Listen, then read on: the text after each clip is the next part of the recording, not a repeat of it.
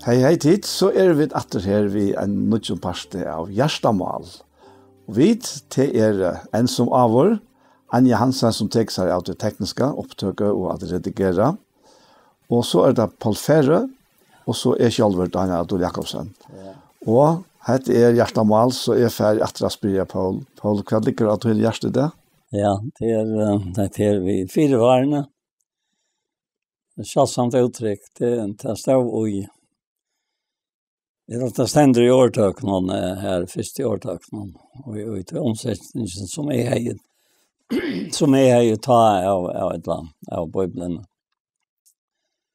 Og jeg var 16 år til jeg kjøpte meg den første Bibelen selv, og så leser jeg, og så kommer jeg frem etter 4 varene. Jeg halte jo nødstendt skil skal jeg halte. Ja. 4 varene skil, jeg var ikke litt syndromonia til meg. Og så leser jeg her, 4 varene skal halta vakt i det her. Ja. Stendet det her. Og så har jeg sånn også som skil litt. Og 4 varene annar tjenere og i rannsakar okkom. Altså, det ikke en annar, men det en tjenere som rannsakar okkom. Og så nå kom det frem igjen, holdt jeg ljøs at jeg arbeidet ved noen øren.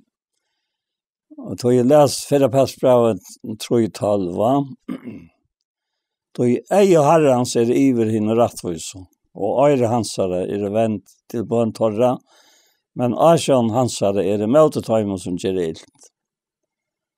Det vil si at her han okkara 4 varene, kan man godt si. Utan har vi vidt av det, ja.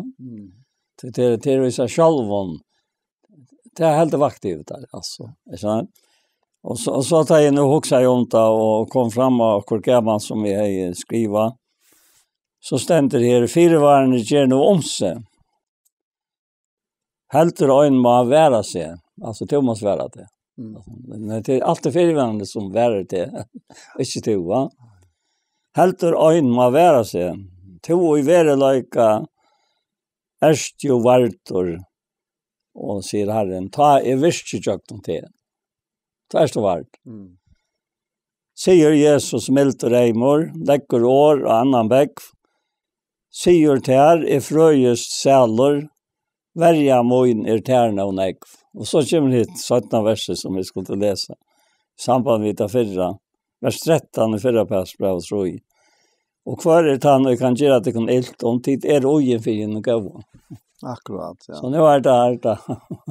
Hver nå 4 varene, det et eller det Herren? Det nemlig at ja. Et året kjalt. Det kan sånn ikke gjøre. Det året kjalt, altså. Skriva nye, det var sagt. Nei.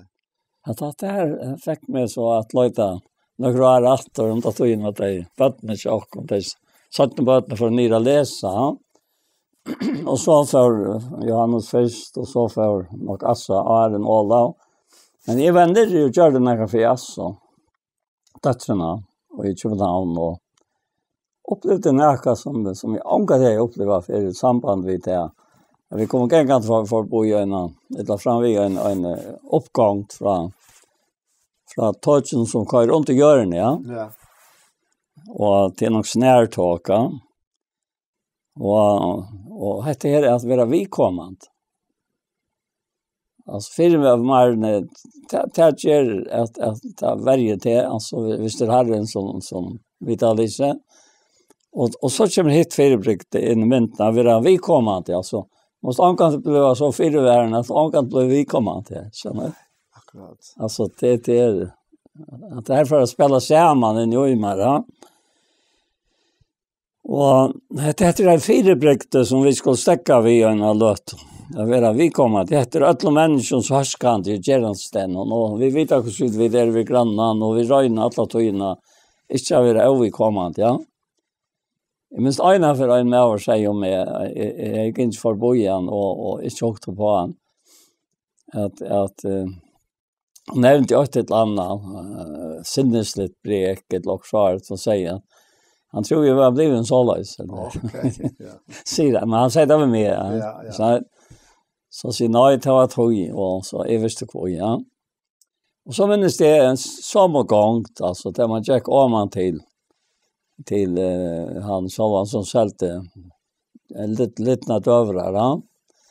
Vart ner för Stockholm och så färg man och jag är skont och så söker jag vinner som är han hinner med av vägen och han atlas in i bilen men till han ser mig så backar han efter om bilen som om att och jag tar inte bara vägen och det är ofta tankarna som får kunna vakna när jag står och så åkte jag väck från så sa han för i bilen men ta bjärka mig för nu stäcker jag väckar jag han och så röpte jag han jag kommer Nekko trafikker vært av om døvra tøy, og han stilla seg opp i bilen og vidt at havs, og han er standande godt samfunnet, han er vel sjukker og lia sjukhuset og så framvis. Og så kom jeg til han, og jeg så ikke så glæver han der, og hva gjør jeg vidt? Jeg får bare bia på en av veien, sier jeg, og jeg skulle være om han kjøpe opp døvra. Og så stand jeg her og bia med han, bilar stim og falsk konkur. Det var ja, var man nu för världen alltså var hatta höskande. Ja, jag var inte var höskande för han så ta kon så getta samma kvart. Höska ett hin ja. Ja. Och ta vitcha mig än alltså tan glädjen alltså. Jag vill stäcka över du skonte som du häver och enkla och så färra så hade det förbrikte som alltid har ser mest med. Det mamma sent mig att säga allt noja fisk. Och ända för ut och för om jag trappnar men klar onkan till. Jag för i från hjörne så vänt in efter och spurte vad det var. Ja. Det som vi ska se några år om nu början men Thomas Stjärna tack Ivor. Du varst du för att fortälja akkurat i samband med var nirra. Ja, det är det som är nu kom tid varst va. Så alltså det kan man oj att vet det vanliga blöj vi grannarna och gå vet och tar det gå i åkon och så framvis ja. Men jag har mest till att ferien ligger till främmande land så lyckas som till helt till att här är andra som känner med och jag känner helst ankarna. Här är så lätt att säga att jag tyvärr är kommen här till att jag ofta betraktar mig som att vara i främmande land och ta i ganska havnagöten och mittelfolk är och vi kommer att av Slovakia nu för halvtri veckor sedan ja. Och är för in och läs mest till folka. Nej. Så är det Per här ett äldre Per ur Danmark som man reser sig upp och vinkar bara framför egen är vakna ja. Så tar man bara mycket inrömmelse. Ja. Så fick det få inte prat men det var så inte mycket fyravarande som ledde till det. Nej.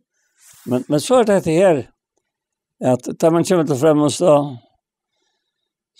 så först var det så fyravarande att alltså akkurat. Nästan nokta där det går samtidigt så ettla att upptäcka han och dottern hon har hon bor vi här och i tog kvarteren någon och jag vet hon det just det vin vi har en sån som bitta i ettla som säger att här och hon åt inte vin men åt en östle vaktaman samtidigt så du kan spilla där möjligheten för i en kanske en vansklig situation. Ikke være vart. I det mest om hver for hvis han helt og tatt igjen, så lever han opp. Altså. Så hon har en øyelig gav vin her, som hon gav og kjøpte fra. Han har også man selv til så framvis. Så han klarer seg, ja. Og så heter vi også som egnan tryggløyka. Det kan være godt, men det kan også lett jo alt løyve. Vi tar ikke. Vi så ikke alle som trøtler alja som det er, som det platt jeg sier. Ja. Og så det hitt. Ta i en annan er vanta, og nå gikk vi for bøye til steg som gikk opp fra tårtjen. Det gikk altså samme steg nye, noen kroner. Og jeg så ikke at en nærvår synter avtalen i tanke av døtteren sånn. Han har nok ikke lært akta. Og jeg husker mine tankar om det og tenker nærskast opp og komme nærre og nærre. Och vad gör då dottern till hon står i mitten där och skiltar sånt och han är ju hasta. Ja, han så nu måste jag färra. In i mitten lösen, ja. Och så leper han här gentan och i famnen alltså. Och det var rätt allvarligt. Det är som jag var för vi förföran. Och jag minns skulle så klackre blev. Inte ta. Då han rannar stället han upp det här. Att han var upp det år. Och själv han det i var som jag nämnde politiet locksaret. Han skumtade sig så här. Så han för vi får blåda så faktiskt. Ja, vi mötte sig jätten. Och hon kände jag slett inte. Nej. Och jag drömt om en pappa kanske en dotter till oss. Som dottern ville ha ett och kanske han ville ett annat. Och så täcker han till så in. Och så fer hon igen in. Här var akkurat så det. Hon är gratis ljuta. Alltså hon är smutsig och pintar sig till ett annat. Tar rann ner. Som hon grät alltså. Och hon var så in här igen. Och fick han att tänka mig ut att alltså helt och säkert så Småland som var och glä och bjärk och allt det där så. Och hon skulle net per boje efter en som inte var mött upp. Så skulle det där också Anna. Ja. Men så ser vi henne döttrarna.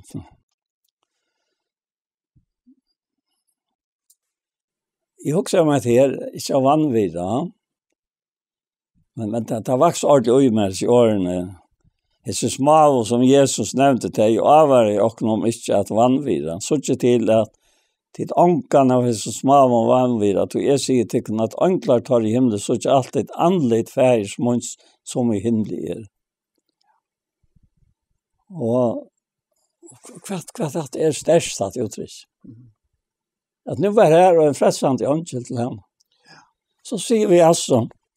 Ser vi ena alltså.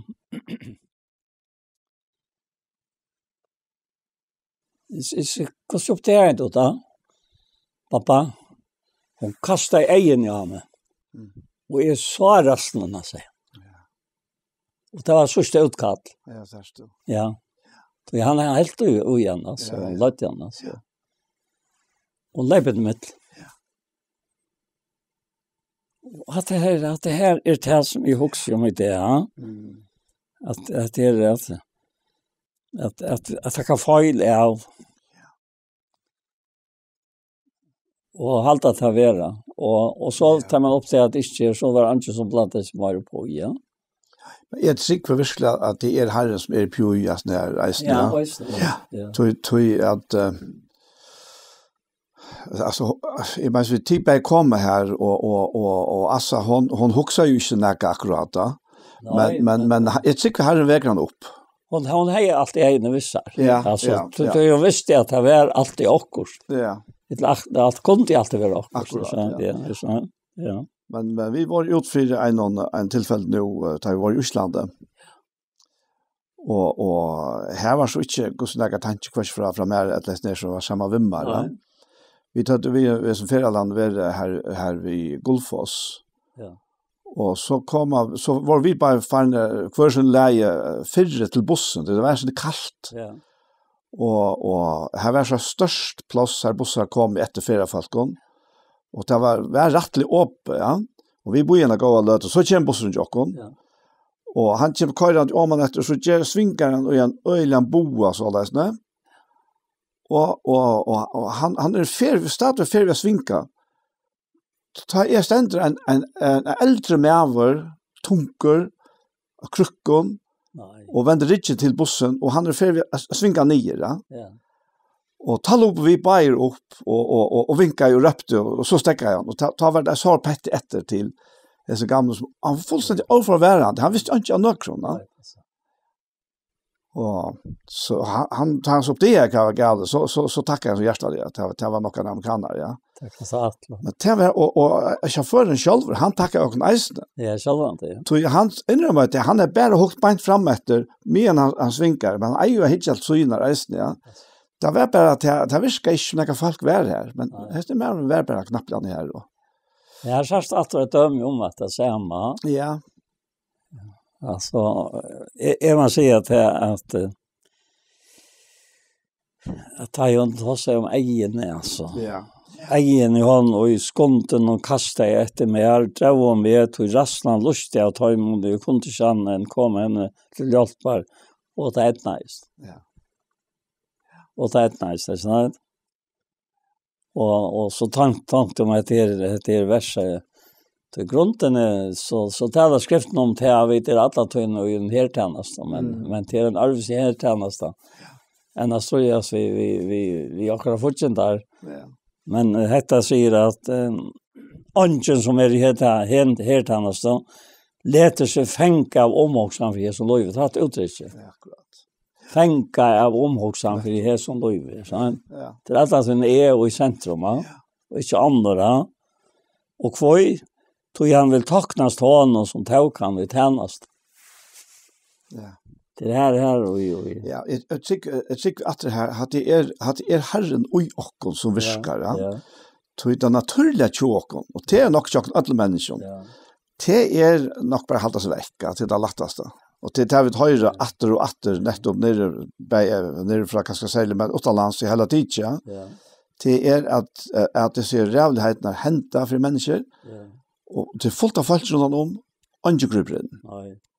Och van luckliga stöver stannas bort ut att vi ungen blandar sig. Men här tycker jag verkligen att Herren han häver näka. Ja. Han lever ju i ockorna. Ja. Och han lät inte bara standa till. Nej, det är och här är en parste kvar och han brukar okkon. Ja. Jag kom tankar om ena stöver kvar och hade nekv arsian det var ni haft ni.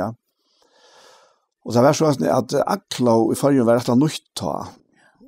Och ser Aklo nämntna runt om här regligt en fyrskipa så att det skulle alltid vara män som var rådgivare. Ja. Och vi var så för landsnämnden var vi så trutcher. Ja. Det ena var Jack Magnusson prästen och han ena var Adrian i Homron. Ja. Och så är smadranker mitt i mitten där. Ja. och vi sitter så här uppe och till en rastövna och här fullt uppe på Parnasnon. Och vi sitter helt ut vid horna. Vi blandar inte på, vi bara lustar ju så. Ja. Og nu knappt nu kommer en maver inn. Han ute rundt beint utenfor her. Og jeg kjente han, eller visste hvor han var. Og jeg leipet bare opp. Ja. Og så spurte hva han ville, ja. Å nei, bare vite hva Jack Fyr sier han. Og i det samme så for han av stedet, så ringer telefonen, så var det han Restorff. Så ringer upp för att avvärja mig om att en sväke maver var kom upp här. Han var så över om jag kunde hans vara här. Ja, okay. Han var ganska sala lite fyra, han var inte ordentligt sala ja. Men han var färn pura sväker upp. Ja. Och han ringer upp att fyra kan vi på att han är här. Ja. Men det var bara en reflex. Alltså jag kan inte förklara att alltså så han var faktiskt känd för att vara nog så svaglig som är nästan, ja. Men han var ute. Ja. Alltså det är i vårt sikten. Ja. Ja, han är man att det är så otroligt avvärst alltså visst du nu kopplat in och ut att akla löve chock. Ja. Hur så ofta det är att det annat. Ja, alltså jag huxar tanken ut det. Jag huxar nog ofta för att säga vi och som är tryggvante. Ja. Vi tar ikke hos noen tøtning vi har, vi er her som vi er. Ja. Akkurat. Ja. Altså, han bor i oss. Og det skulle vi være tilviddet om, at han bor i oss. Ja. Og ikke til at vi bjør seg ikke huske om det alle tøyene. Men det er støver som oppstander, og jeg tøyer to der, og to der, og jeg vi som ber herren vi oss. Nettopp, ja. Ta det Herren som faktiskt släpper fram att vara kraften och egentligen att som Jesus tog sig om att vi är salt i hemmen. Jag tycker det vi ska resa på att hamna. Ja. Ja, det tycker vi också. Och som heter vers i salmen om frälst dig, alltså som piprante. Vi har låtit stä att vara dripen ständigt och i frälst dig. Ja. Och i salmen om här, ja. Ja, det är öratörsen, ja. Det hört någon, ja. ganska. Ja, och det är 4:11. Ja, det läser då. Frels de som vill ha lett til deian og halt ham atter som piprande færast det. Akkurat, ja. Frels dig. Ja. Du knappt jag så stå att här var närka. Ja, ja. Och du kanske du gör det stå i vidkommande. Och kanske du har en huxan om att det kunde vara akkurat. Så så lika jag ha. Ja. Det är akkurat det. Här tycker jag verkligen på att det här är som säger. Ja, Herren och han säger. Ja. Och han häver jag var sen att du gör alltså senast och ske att det vi att Herren har bruk för akkurat lika med. Ja. För att kunna utföra sitt verk här och göra det, ja. Och tycker faktiskt att Herren och och alltså det här som vi ofta har in i Efesos 2, ja. Ja, vi lever i verket som lagt till rejer framan undan. Akkurat, ja. Ja. Och det kanske lycka lyse till jag lyckas citera till rätt hervelig, alltså vill ofta inspirera vara mer som Paul. Nej, Nej, du väl alltså till utan att och till säkert tojen eisen från att ta jag har lagt mest till av och fast tunn äldre och kanske på äldre hur fantastiskt det är till att citera stora pastor utan det. Visst du vill spara energi, ja. Ja. Och för lärde man sig utan det, och det var ett fag i skolan utan det, ja. Så det är jag skola och visst du så kunde då att utan det och det är stor tydning och det passar inte i en situation eller det vaknar ju ut att du ser så annat hänt eller du har den där vaktet det upp, va? Akkurat, ja. Och som vi som för någon tid och hästen med och köpte till mig att när jag för något som jag är väldigt där. Och jag måste ropa han till mig och han är släkt upp det jag satt här. Och han säger mig några ting som ösne gör det till att det för att ta som heter som det var att ta om. Så ja. Han vakte mig upp till det. Akkurat. Och det konstigt att han är ena för när sport med ta i vidare ta bygderna om kui Peter så kui Jesus måste spela Peter trutcha affärer om han älskar sig och ta sista för brukte han till hävda med käran och han har sagt ja du varst det av det käran och så säger vi han då han tar sig säga det säger vi han tar sig säga till att han älskar Jesus då han är svetsans ofta. Ja. Och ta netto till här som är i bruk för fortalte jag mig det han för att gråta. Ja. Jag tänkte ju säga ja men han älskar han och Jesus visste det han älskar han. Och då säger han bara att du varst allt. Du varst helt det kär. Och det brötte sig Jesus atlan vi inom. Nej. Då det var det samma för lampboin och för Simon och Virgilja säger man. Och nu fortäller det som är för mig till att det är liv och i hoa men och så igen. Ja. Så är vär så som Peter säger. Ja. Det är så. Och jag måste bara säga att hvis det var så det händingar du kan skänka det fram och alltså en dag. Ja. Så det är jag tror styrkande att en människa som nu över till arbete som är nog så som är vad som är tar över lastbilen så för men han är så ett arbete som en liten bil det kan hända men du är nog bättre i en vittar eller en vi står om bilen och står om bussen sånt ut som är ja. Och så knappt det här man just till att en annan dag ja. Det tar jag också om. Ja. Som samband ja. Akkurat. Ja. Nej, jag också med det vers här tutjenda och i Jesus 2. Ja. Tui vit smui hansara. Ja. Skapt i Kristi Jesus til gåversk som god framan undan hever lagt til reier at vi skulle liva ut heim. Ja. At det en fantastisk sannleik at det er. Ja, det er sant. Og jeg tykker nekva så støvnen som vi kommer ut ter sverast eller største torførast, ja. Ja. Her oppdager vi til at ja, men hetta vers er. Hetta var spärre. Eller bara hantan eller hin eller. Hetta var större än bara kvar vi som människor klara. Ja, nettopp. Ja. Jag vet nu var det och samspelet var ja. För första dagen och var vi till början med ta första och så var vi lärde en söndag och annan dag kom bara att magneter tre dagar. Och så rann jag vidare.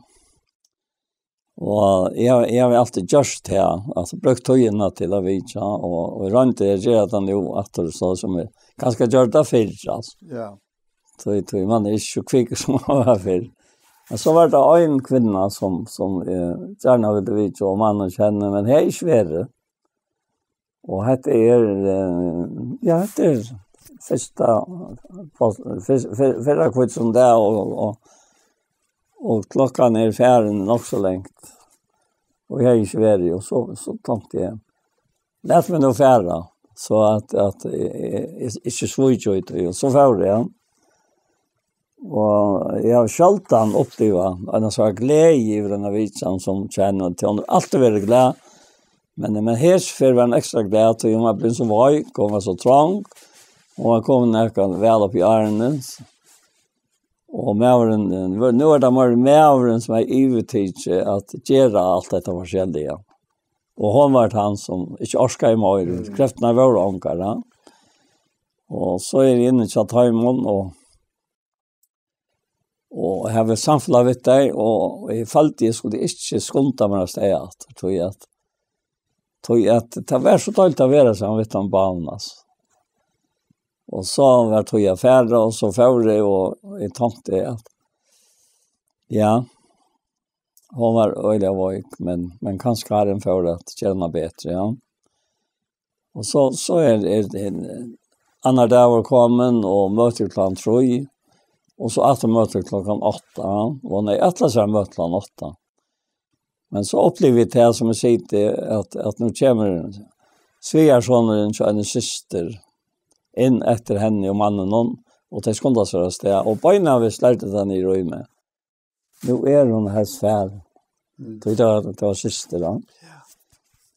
Och så får möte fram och har myntliga gott möte. Det första har det i rejs med till tonefär.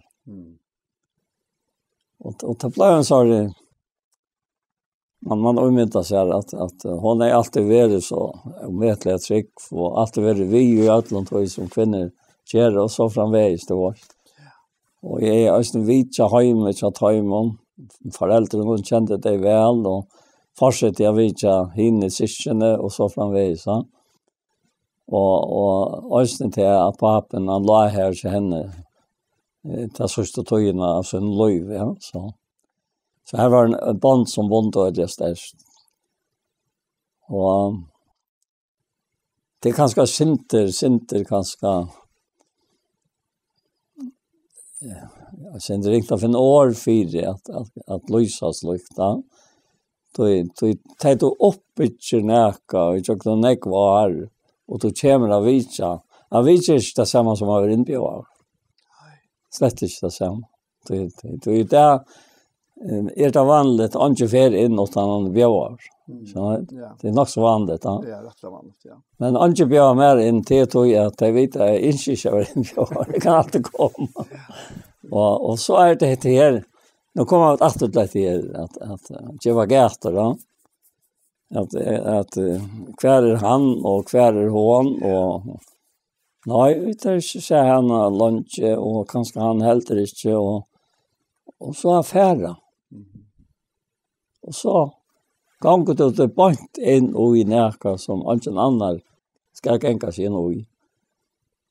Det kanske hvis man inte vänner att göra det så tar man det inte. Nej. Då hittar man vara akkurat och bäst inte veta vad det är. Ja. Men rakten, och det är jag också nu, att hvis en vet nu skulle rakta till att veta finns arbet av och till av för nördarna. Ja. Till att veta finns arbet av. Och själva det kunde vi inte raka ötla. Man säger med att du kanske klarar allt, det säger jo. Det ständer för att det bra något, ja. Jag ska inte komma till det nu. Att det är vi att är I ödlon allt. Ja, nettopp. Ja. För krossera flesta nöker eller hjälpa nöker. Ja. Alltså intressant då. Ja. Men ta ju också om det här som vi åkte om vi förra passbra 5. Och du ser fortsättan. Du ser han som inte vill att näka ska vara rökt och så som Herren vill. Och du ser han som gör det. Och det står på ena vägen. I det första versen. Hinnar äldste och mittlen tekkar og amen som tanne sjálfur I äldste og vittne og lojengar Kristusar og som tanne øysne vil låte dårdene som åpenbæra skal. Så her två ting som høyrer til, og til at det kanskje lojengar nu. Så I lojer einlimer så lojer atler, skjønner du? Og vi ein høyrer av oss så gledes atler. Det lojka, altså lojka for jøtl, altså. Så sier han, røkte fylke gods og tjatek ner, har omsjån litt og ikke av tvingsle, men sjálvkrauter, bare hatt uttrykket her. Ja, akkurat. Ja. Altså, og hatt det sjálvkrauter til at han som ute her sjálvkrauter. Ja. Det han som døg og løy for det av Golgata-krosset. Han bor ut der nå. Så det en sjálvfylke av det sjálvkrauter. Så hånene som mot løy, va? Ja. Og så sier han, for et annet, ikke for å få alljøt av vinning, men av fusen hjärsta. Altså, men kan takke Herren for at jeg stenter. Du måste gjøre opp til sjálvan. Det for jeg falsk og så ikke med? Nei. Ikke det, men han. Akkurat som vi begynner vidt I versene. Det ikke noen greie, men til han. Så, men han må ha et likam som du snakker om. Ja. Det arbeider vi, ja. Og ikke for jeg var levd av vinning, men av fusen hjärsta. Og helt ikke som tar vil jeg være herrer iver samkommen noen, eller fylkes noen, men 4 mynte fylkesins. Og så sier han, og ta iver her en åpenbæra, skulle de få hin avfallende sierskran står der inne. Altså det smavis at vi ligger for frammene. Og jeg minnes før at det her, det tar så om man vil ha røyker og gote, og samlet skatter av hjørne, og møler og roster, etter og tærer. Nei, så samlet ikke skatter hjemme, jeg tenkte, altså, hva det til? Altså, jeg visste jo om at det ved møler, det var nekva møler før, som at gatten I oppviset, så det ikke ansvar etter. Og nå sprøytet det for møl, så han tar bare en kjem, og I nærheten av gatten, noen, eller tekk for noen, som det sier, så. Og roster var nekvart, og det ble ikke vi løykelt, så fra det, så. Altså, det takkelige mynter av nøkron som omkant for å forgenka. Det sørst her, det menneska, men det stevner med ut I en avløyka, her det skal være lykkgote. Så vi og metallet, og I hver ørene, Og det suttjar vi nek og hese bøtsen her, ja. Og så sier han vi til unko at vi henne eldre undergiven og lette kun ødelig emjugløyka kvart med døren, tog god stendrin og stolte møte med en emjugløyka nøye. Ei må ikke tikkun tog under veldig håndgods, så han har tog søyne kan sette tikkun høgt. Da henger alle tøyne på. Han vil slippe å sette tikkun høgt. Og så ändrar han ved å si, og kaster alla sorgtikker og han til han omsorgen for tikkun. Vere etro vært. Du nevnte Janne. Møtstøven av tikkere djevelen ganger som brølande leiva og leiter etter hver en handfergløpt. Og nå så kjør vi noe fyrir jokken som vi langer å ta oss om. Hvordan han ganger Stand til noen møte først I trønne. Tid vita jo hesa som og løyingar lagt av brøver tikkar I heimen. Men god aldri nøye som kallar tikkun til evig dårdsøyna I Kristus, I Kristi Jesus, etter løying ståttat hoi, han skal fullkomma, stedfesta, styrkja og grundfesta tikkun. Han særre valgte og I aldri alle over amman. Altså, til man leser så styrkje og til flitet inn I den daglige dagen, og ser hvordan god ser til, og ser, han vil sutja til at du som han, og I midten falsket, tog han ditt lov.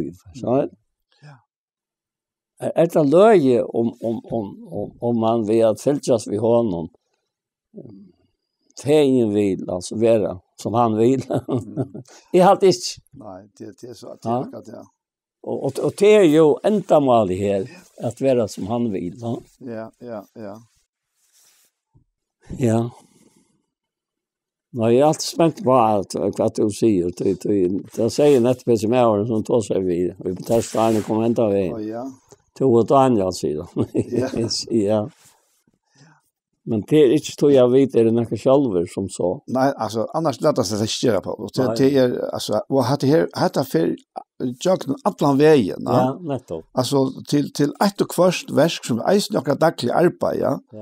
Ja, så alltså vi har näck för den glinte till att skilja mellan andliga alltså och det tumliga praktiska. Men för Herren är allt ett. Ja. Alltså han ber också att det som vi gör det av hjärta. Ja. För Herren, va? Alltså det är inte människor vi tjänar som sålast, ja. Men att det här och jag kommer tacka om nu att du läser det här Filippe Braun vi har nämnt flera från förra ja. Filippe Braun 2 och så vers 12. Han säger en så tid tog älska och minne och bara tonaläge älska och minne. Allt du har varit lojen. Så arbeid ikke bare som tar i evig tjatikon, men opp at den ikke meira nu er ikke i tjatikon, vi øtte og bivan og på frels og tykkere. Tøy, sier han, god er det han som virkar og itikon, bæg at vilja og at virka etter gåa vilja søgnon. Og godt nok vet jeg at det lover sin ekkeslitt at arbeid vi øtte og bivan og på frels og tykkere, men det så sjåvande ikke det er vi har løyvian tåsar her, men det er det dagliga. Så tackla frälsan till att vi bäj själva vara vart och att vi så där vi inne nu är öron till varje och att vi det tillvida om att det tøy god är han som viskar och utikon bäj att vilja och att viska efter gåva vilja så så och så länge så att säga att det ger allt utan att knarra och utan att ivas då. Ja, det är öliga kött att knarra. Ja. Han säger Kaja Hansen om jag bara Ivi och knarrat. Det var öliga risar, säger han. Det tar finka näck plats av den. Det är Ivi tog och har ett sinner alltså. Ja. Man har det bara Ivi och knarr alltså. Om allt och allt. Ja. Och du särst eisnet han reia trajen att du gör alla skrifterna. Ja. Detta här att trycka honom. Ja. Och hvis vi tar just vokale med här. Ja.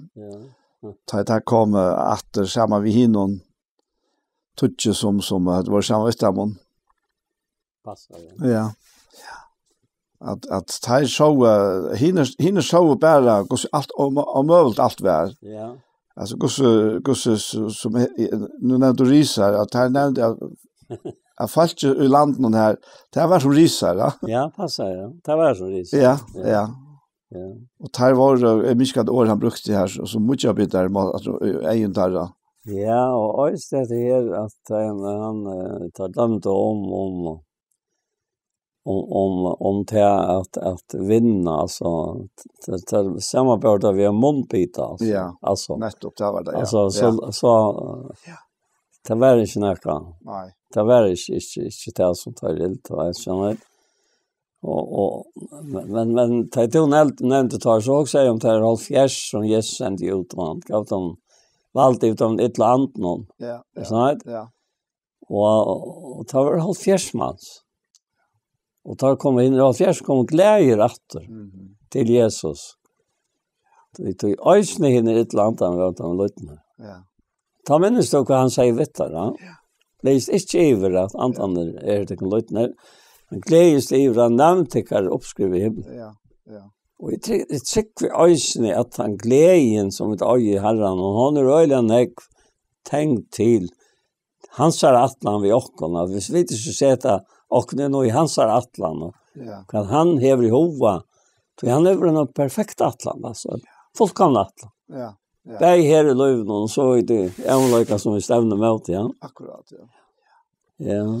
Ja, jag hade för också länge sedan att ta läs om man nu skriver upp i himlen. Att det ligger ut i att han myndelagen. Ja.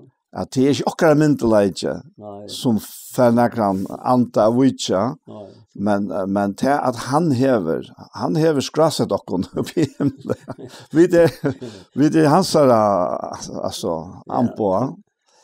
Och jag nämnt andra förresten det här vi det är helt att tog ni var blä unga vi kanske kan aja nu januari och havna så rättran lägg always ut ta en ger nu och så kom jag körande ut efter välpassa vännen och välpassa var inte test man hör det alltså det var så öle trångt att höra och jag var så stäcker upp och prata vi om vin här och bild och nu kommer en bild 18:4 och han vill ha med witcha och jag bara vincha ut om att jag har plats ja.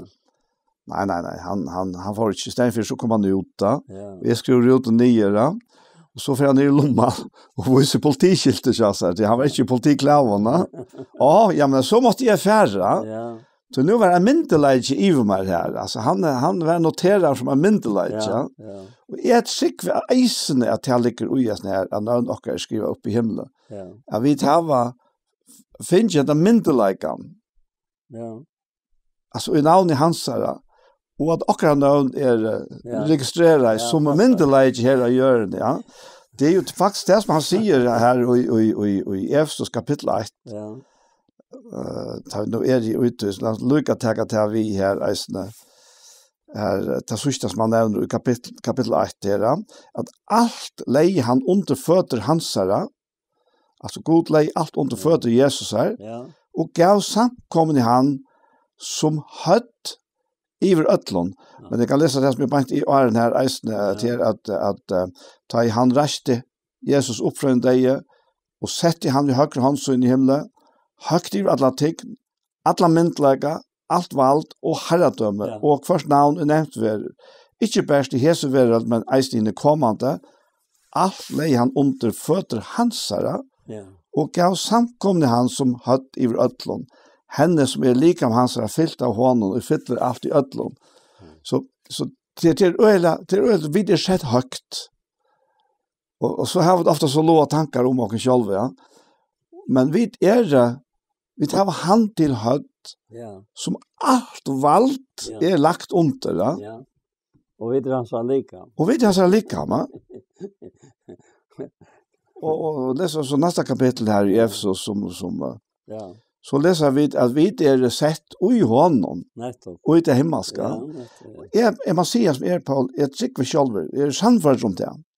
Meira tilvita vi som tryggvande människor blev hesa positionerna, hesa stövna som vi har sett och minne det som kan räcka okon, alltså rent mentalt alltså. Vi ötta och atlas ner tror jag vi sucha för han och för vi i honom och allt och här nu kunde gott att lyssna så kom till att nej det frälst allt det hans verska. Och så ända i åter och när touchen av versen här av vidare små i hans här. Ja.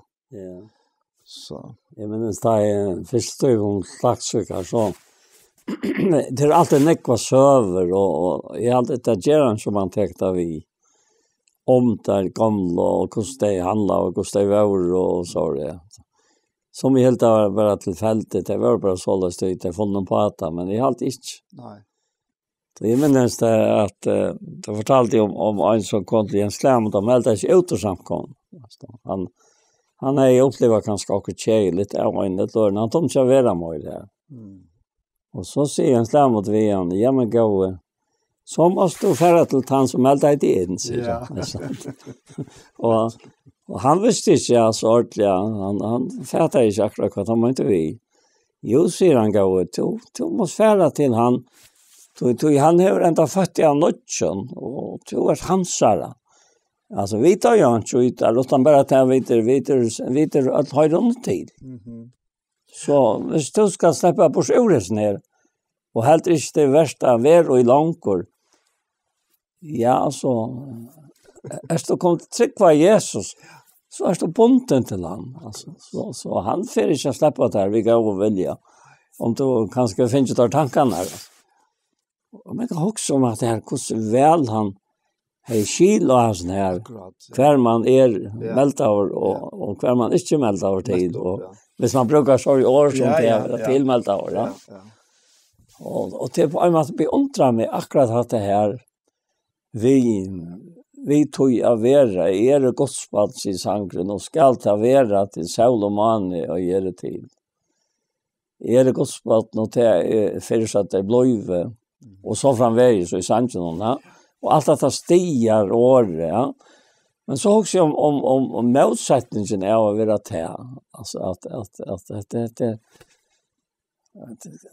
jag undras över att näka kan blöja således som det sett om andra personer men själv att det kan ha varit ett tillfälle ja men det var ju släsch I räknar vi det är ganska också som är välja skaffa över det så ja. Det är som oftast här där ligger det. Och visst så hoxar här målen i mitten här inställningen här I Saddam till Moskva kapitel 2 ja.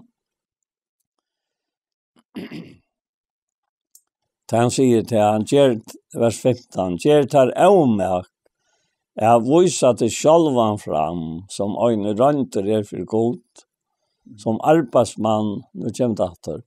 Vi ankävra skammast vi och som lärare sannlöks och rätt. Men halte borste fra en och vannhöjliga att ta oss det är för alltid långt och i godlöse och årtar att komma att ett om sig som kräft och så framvägs. Ja. Att det ger det här omärke att kan är det att du visar fram. Ja, det är mot likam men kvar öjet det? Han öjet det, han. Och han säger med att varst du inte det, hvis du nu är och glömta, att du är templare antans som god bojro I. Och varst du inte det att du är husgods och du är husfolk vi. Vi tar som hör honom till, alltså husfolk. Ja? Alltså bättre bonden samman än och en familj här gör. Hese bonden som bint okkom saman, han bonte og samanknytt okkom vi bonden som han tjever sjálvor, altså. Så det ikke skjønnelig bond for hesen egen, men du ser samanhaltet, hetta for fram, at du så glæver og lukkelig for jeg vil hansara, at du just avmak for jeg viser til sjálvan fram som øyn, og rønter for god til, altså rønter. Det är helt fantastiskt alltså. Rönter, alltså han slapp jag röna det. Och han har stolat I och allt löjve. Och det tjänaste utgörst. Och så ser han här långt nere. Eller måner av hans här som det 17 verserna. Det är som för att ta oss. Och det för långt godlös och årtar att komma ett om sig som kräft och så framvis. Det är vilspors från sannlökan. Säger upprörelsen är långt och veri och bråta ner och tjunna sig som. Så säger han detta nöjkända verset. Faste grundvattnet och stentor. Tau faste grundvattnet och stentor. Över ett insiktligt. Att Herren känner så i det. Alltså det är så väldigt tryggt. Det är to ivast om att känna till självan. Att han säger han kände det. Och så säger han kvart han och nämner namn hans har hållit sig från örat och så framvägs. I allt att det är så möjligt störst som vi sitter här nu jag var inte så ofta vi tar långt och väldigt fler för det. Och tossa och jag tänkte att det är så dåligt och det är bara tossa om det. Så att det tackliga löven om. Ja. Så ja. Det att kräva såna rönter som har här något till. Så och vi vet att rönterna är till för att göra kom bättre byggven till det som kommer då. Det är akkurat det. Ja. Det är akkurat det. Vi lär av ödlorna. Just det att vi kanske halta det nile. Ja. Och jag kan löva. Ja. Men vi lär. Ja, så lärare, ja. Ja, han brukar det till att lära oss alltså. Ja. Det är inte han som lär oss. Det säger Jakob också klart och tydligt alltså. Det är inte han som lär oss ut och källa omstör för att lära oss. Men vi är ju själva en viss pastor och just ner. Det kan vara alltså Att det här till att vi att frälsan så fullkom och att han viskar i okon. Det kan viska som om vi så avbrytarlös, men det akkurat övåt. Det akkurat övåt. Det tror jag nästan säger det som jag nämnde Jan att det är han som viskar i okon, att vilja överska. Och att det här som du läst nu om han ber han om att visa sig själv fram som en rönter för Herren. Så vi viskar samman. Det jag nämnt också för att det är moderna och det är att oss om det som är interaktivt. Det är att vi får ju vara ordentligt interaktiv i åkara hitcharar och lustare. Så det får ju ringt in till okon eller smsa till okon här medan vi sitter här. Tror för faktiskt bara en väges från okon, men vi har han och okon är det interaktivt alltså. Han viskar i okon och vi har samband vi han, samfälla vi han. Och så lärar vi. Ja, gör det fel här, checkar fel här, fall här. Men han är inte uppgivet okon. Slett tvärste måter. Han reiser okon och styrker okon. Och lärer okon fram. Han säger ösnet här att det är inte anklon han tänker sig av. Det är anklar. Alltså det är inte anklon han tänker sig av. Men kvar tänker han sig av? Och. Ja. Och kvar tänker han sig av okon? Tog nettopp att det här motströjande krafterna är virksamma samtidigt som hans är med i helter okon. Och vi är fast. Ja. Så och tog jag alltid Øystein säger att det här i Hebreerbrevet 12 att det är till uppfostran tycker att det tåla lojingar. God ger vi tyckon som vi känner till vers 6. Ja. Kvar är sonren och färgen tyktar inte. Och så säger han, är det ett åttantykt som ötläva finner passion och så är det ett oäkta bötna inte känner. Och jag också man kan omta det jävla uppfostran.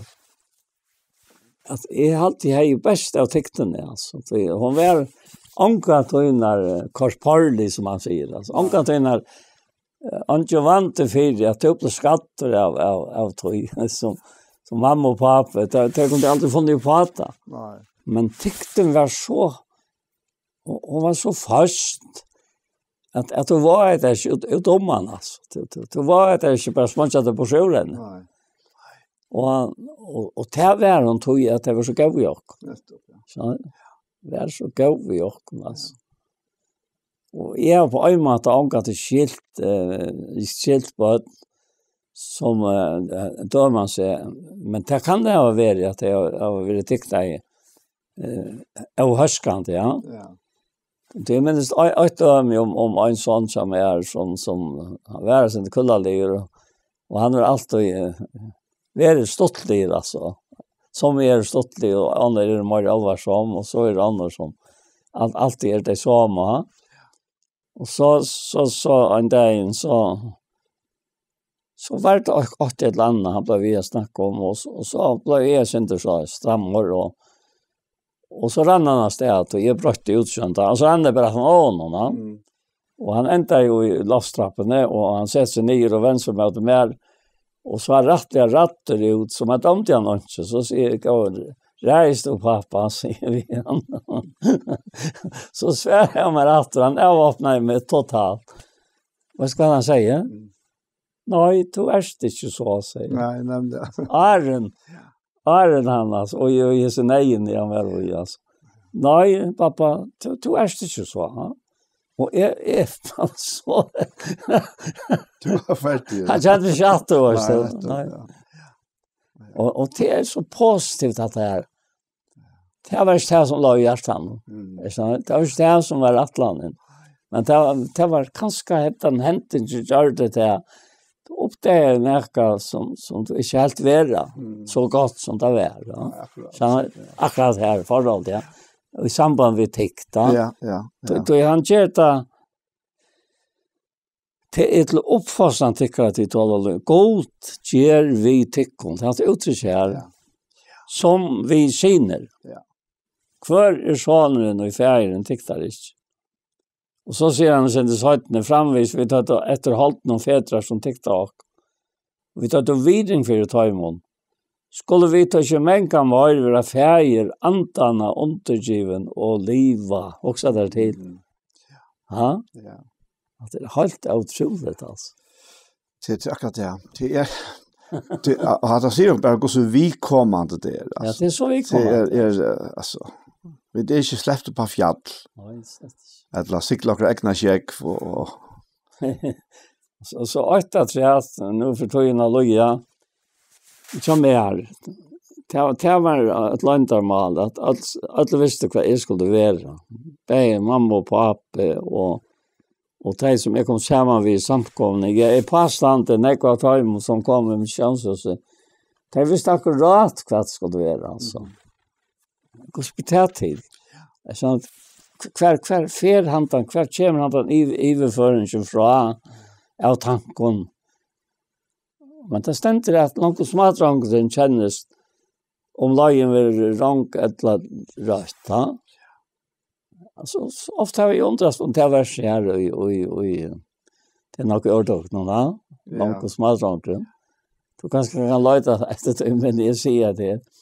Alltså är undrar så näck övret här som onkor och på hatten att det virkelig var så trygt att är som kanske ängst jag vill be åt och anna att det en helt näck högre plan en etotjat att vurdera det långt att ta och mamma säger alltid till att Paul vad du ska vara och att han skapte så jag vet nej hon säger det och säger man ska vara men vad du ska vara ta blev vi hänka här och spekla så för lejen vägen till det som är det säger Paulus alltså jag när jag ser det som är det säger han och Arjen säger han till att han är arbet morgon för alla tar inte men nej gott som vi med er och kvar måste arbeta mer än Paulus att jag tog in från att han kom till Jesus eller mötte Jesus ja. Jag hade haft så otroliga gripande bara sig till att ta sig om tog att jag vet att många också kan jag brukas till va? Akkurat ja. Och särskilt hvis det höjda kanske från ankron att du snäka det kött att missa något ja. Ja. Jag har mött för nekva som har finns här i åren hus. Ja. Inte att oanärka. Ja. Året 2020. Ja. 11. Långa smartranker känns att hus man ger om att för hansara veror rein och rött. Rein och rött. Ja. Ja, det är vi reinlöka göra. Och det är vi rättlöka göra, så ja, men jag säger till kontakt för det är dåligt att vara här samma vittekon. Ja. Ösnen tar man som inte är bönlös sändning nu och att han har allt det där. Det kan man inte om det är chans eller till och vi talar. Ja, har en sikte. Men kanske du lära kunna bön nästan. Ja, det tack för det. Lötna. Tack för så kära Herre som tog och gör och tack för dig som tog kattlar. Så jag hade to släpper inte. Du ger ånkan till upp. Du ser ånkan till att nu måste bara lite som du rätt själv. Nej, det är inte to. Det präcklar du av Golgata. Och du gör det än Herre.